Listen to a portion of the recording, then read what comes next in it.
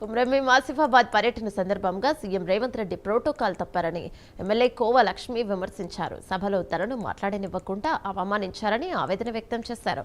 జిల్లా సమస్యలపై ప్రశ్నిస్తాననే భయంతోనే తన గొంతు నొక్కారని మండిపడ్డారు.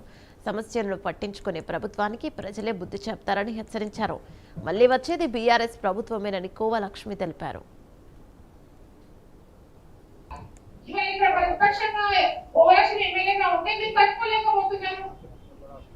అభివృద్ధి చేయలేకపోతున్నారు. ఎందుకు చేయలేకపోతున్నారు?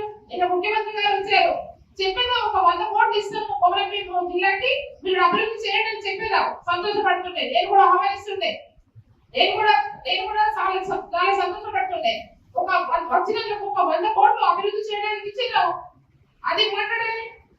ఇవాళ రోడ్ల గురించి మాట్లాడారు, బ్రిడ్జ్ల గురించి మాట్లాడారు, ఏం మాట్లాడారు? వచ్చిన పోయారు అంతే. వాళ్ళకి కావాల్సింది ఏంటి? ప్రజలు చేయాలి.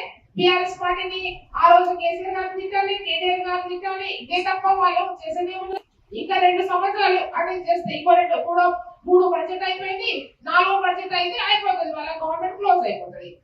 ప్రజలు బుద్ధి చెప్తారు, ఎప్పుడు బుద్ధి చెప్పాలో అప్పుడు బుద్ధి చెప్తారు, 12% బుద్ధి చెప్తారు. మళ్ళీ బీఆర్ఎస్ పార్టీ బీఆర్ఎస్ ప్రభుత్వం ఏర్పడుతుంది, అప్పుడే అభివృద్ధి జరుగుతుంది తప్ప అప్పటి వరకు ఏ అభివృద్ధి కూడా మాత్రం జరగదు అనేది నా మాట అయితే స్పష్టంగా నిన్న అర్థమైంది.